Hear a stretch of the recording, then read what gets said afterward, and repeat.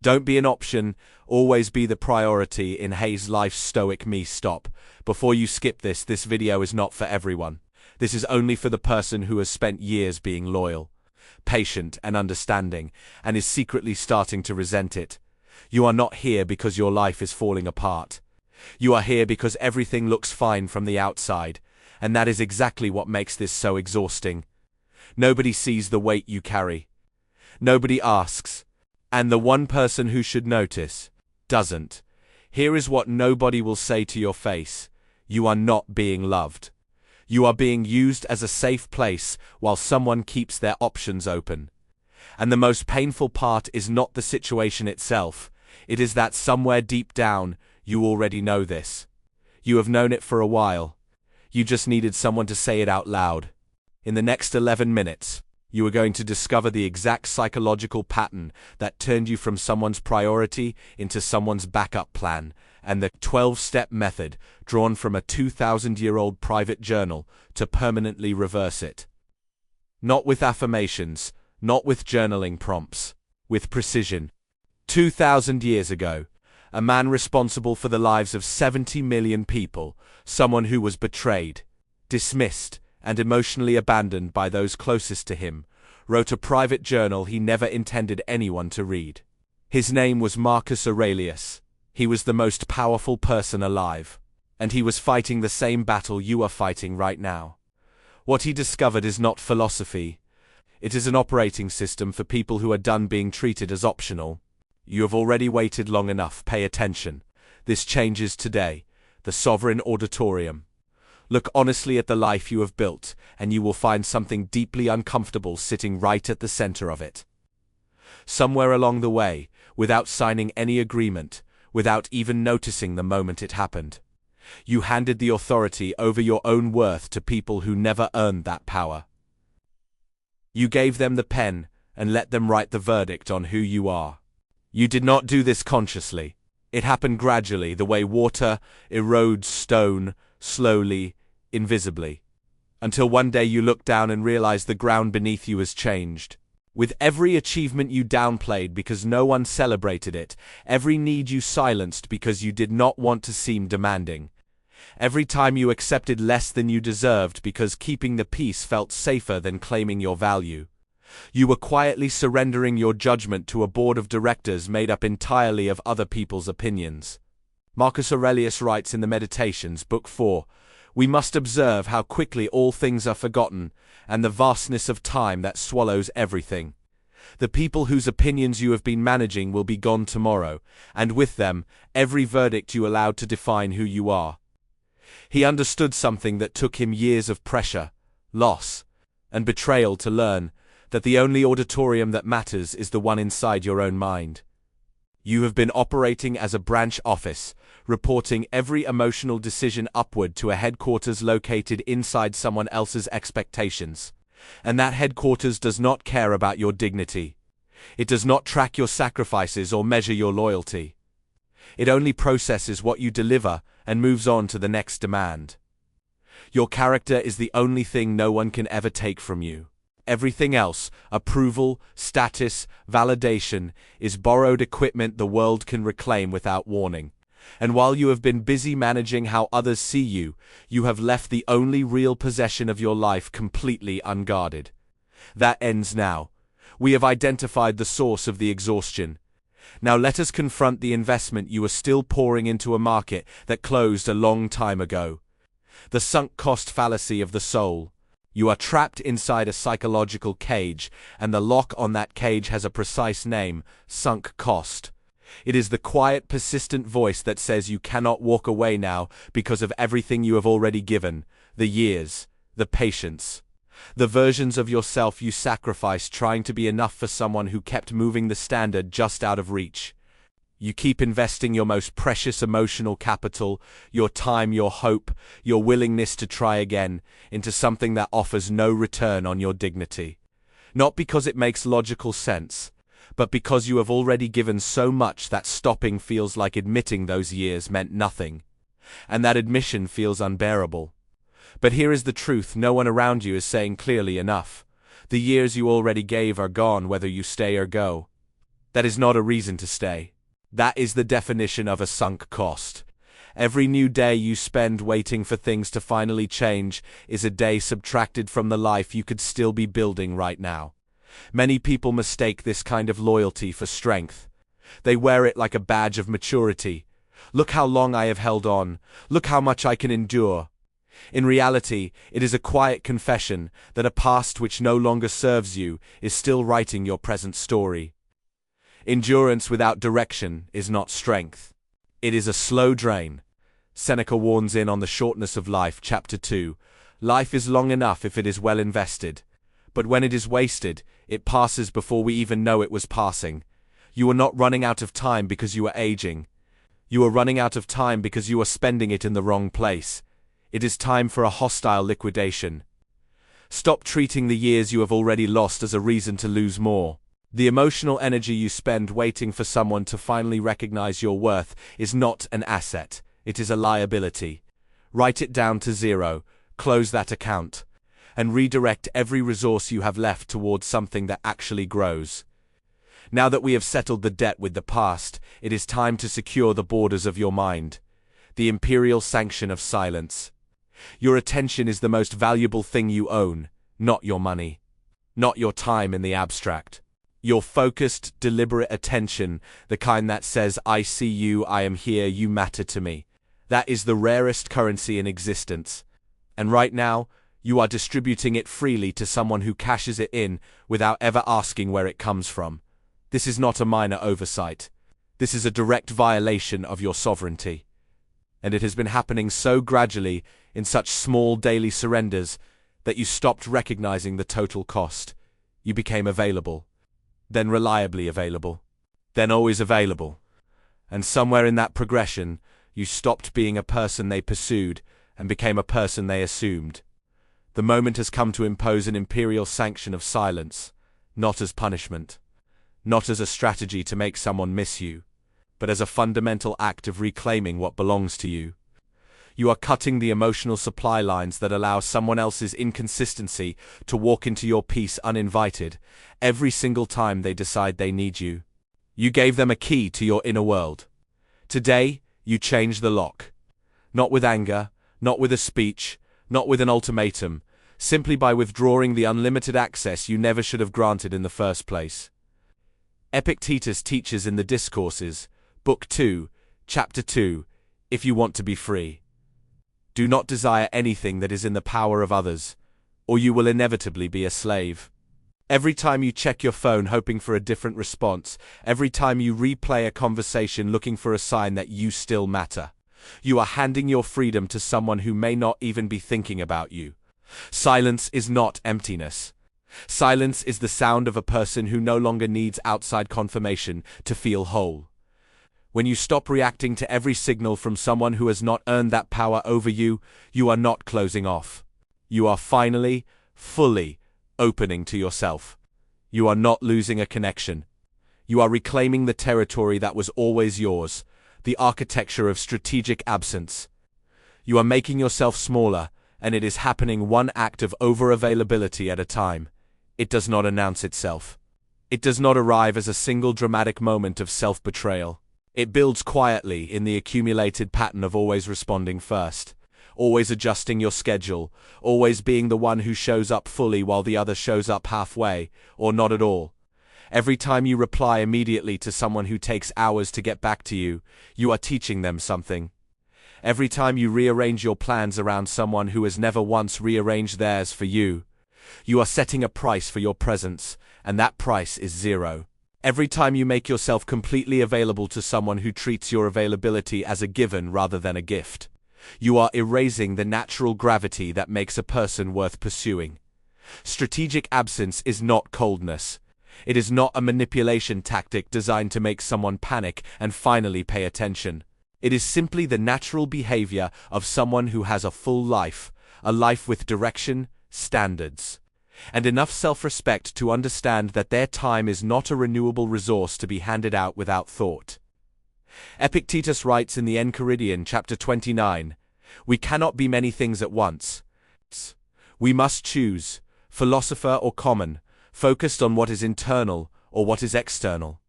At this stage of your life, you do not have unlimited time to spend on people who treat your presence as background noise.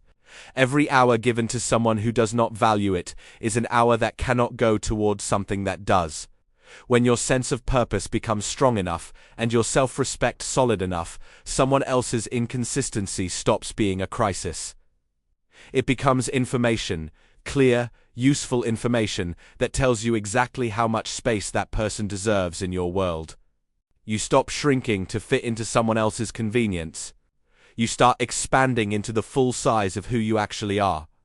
Now that you understand the power of your presence and your absence, it is time to perform honest surgery on the stories you have been telling yourself. The hostile liquidation of false hope. It is time to look at your situation without the filter of what you wish it were. Not with bitterness, not with resignation, but with the clear and steady eyes of someone who has finally decided that the truth, however uncomfortable, is less painful than another year of waiting for something the evidence does not support. You are suffering inside a version of the future that may never arrive. A version where they finally understand.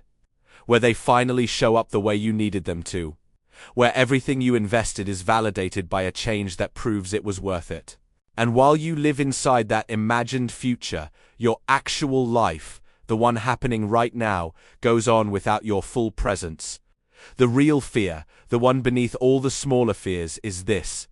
What if you reach the end of your life and realize you spent the best years of it as a supporting character in someone else's story?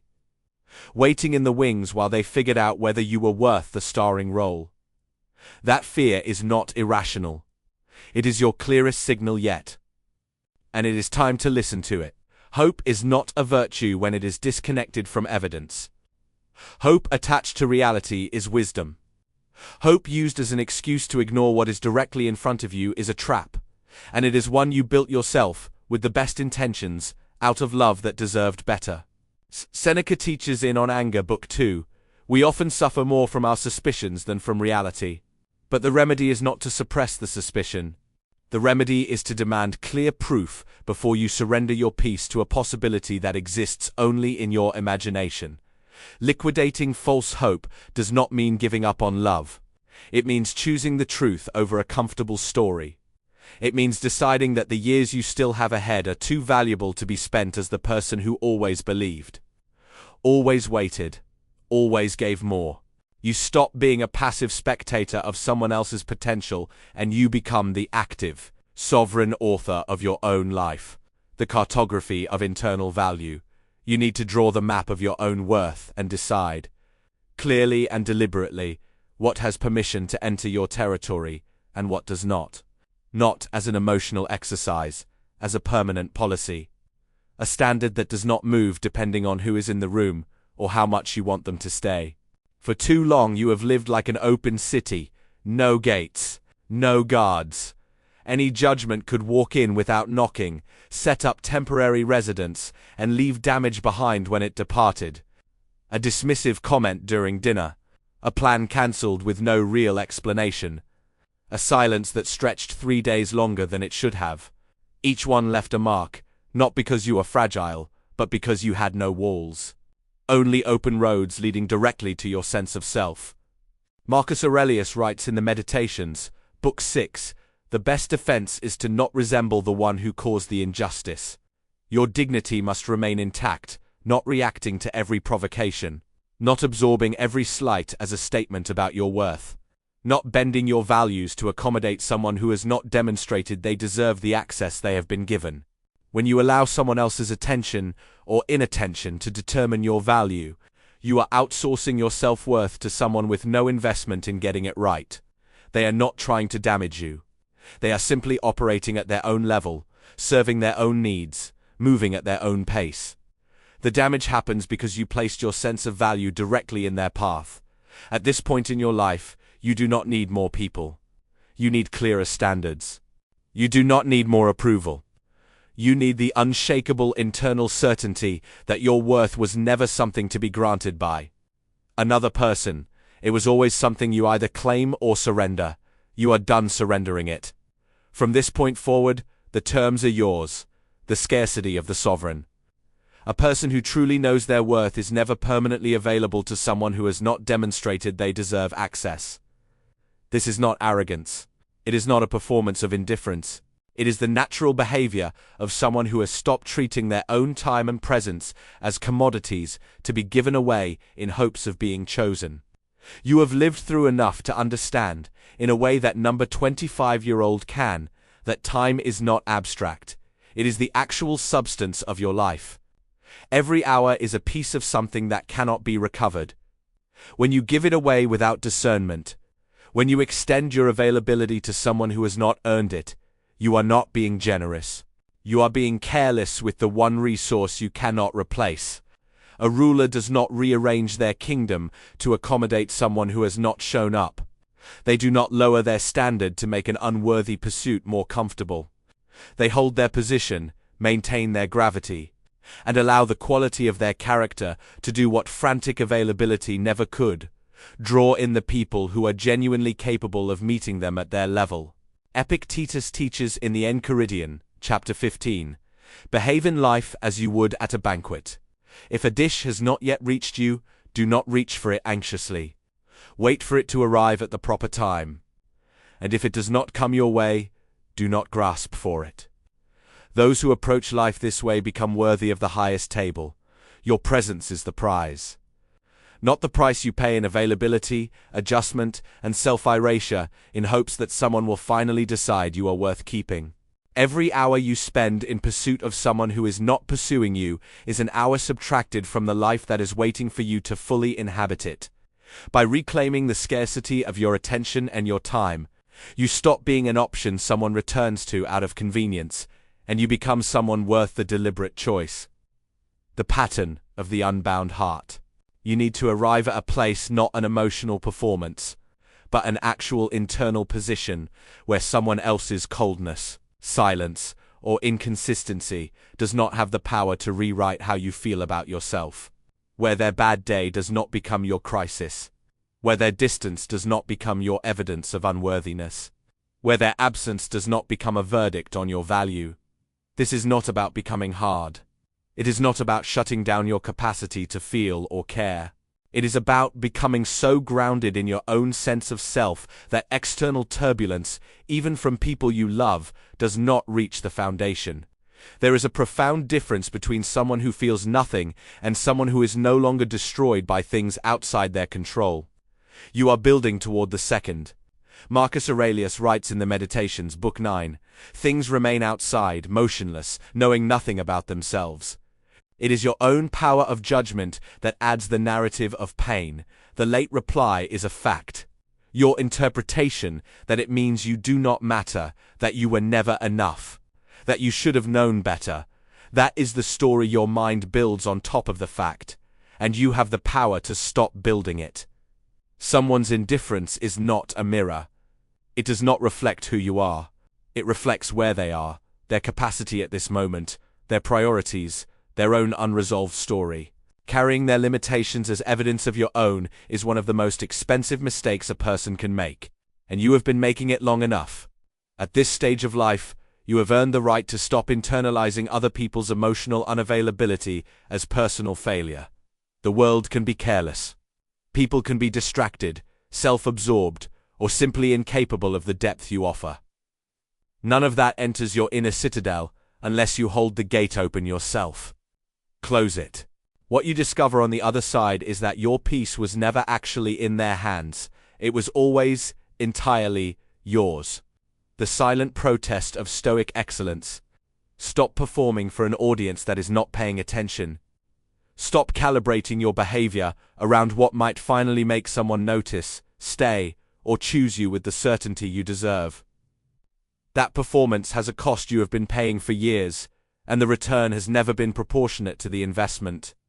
At 35, 45, or 55, you have already spent enough years adjusting yourself in quiet, careful ways, softening your needs, amplifying your strengths, timing your affection, all in service of a reaction from someone who may be fundamentally unable to give you what you are looking for. The silent protest of a person who has finally arrived at their own truth is not anger, not withdrawal, not a dramatic confrontation. It is the quiet, unshakable decision to live with full integrity, regardless of who is watching or who is not. Marcus Aurelius writes in the Meditations, Book 8, the first thing is not to be disturbed. The second is to look at things directly and know them for what they are. Your duty is to be good, and in that, and only in that, lies all your happiness. Not in the response of another person. Not in being finally seen, chosen, or celebrated. In the quality of your own conduct. In the standard you hold for yourself when no one is grading you. This is not about giving up on love. It is about refusing to place your excellence in service of someone else's recognition. Your depth, your loyalty, your capacity to love with consistency and intention. These do not become less real because one person failed to appreciate them. They are not diminished by being overlooked. They remain exactly what they are, independent of any audience. You are not seeking to be seen anymore. You are seeking to be true. And that shift, from adjusting your behavior for effect to living from your actual values, is the most powerful and permanent transformation available to you at this moment in your life. The final decree of the inner queen: you have done the work. Not the comfortable kind, the real kind. The kind that requires you to look directly at patterns you had been carefully avoiding, to name costs you had been quietly absorbing, to admit truths you had been postponing because the timing never felt right. The timing will never feel right. You did it anyway. That matters. The space you have created through these 10 topics is not emptiness. It is not the cold silence of someone who has shut down or given up. It is room for clarity where confusion used to live, room for standards where accommodation used to sit, room for the version of yourself that stopped negotiating with people who were never going to meet you halfway.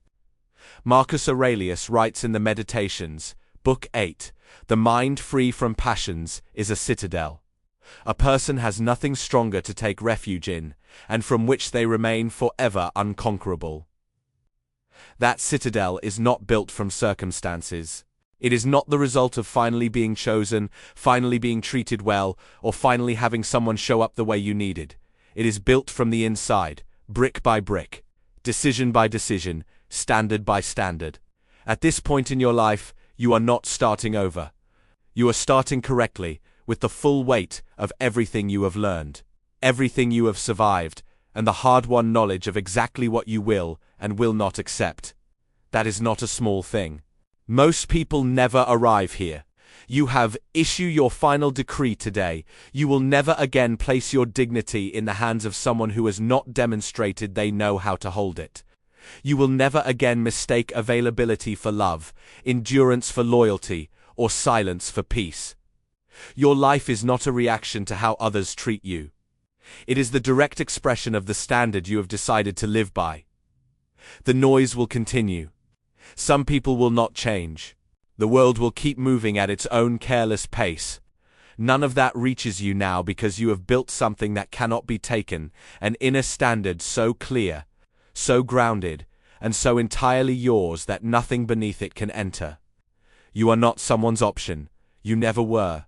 You are the prize, the priority, the standard. Go forward and live like it.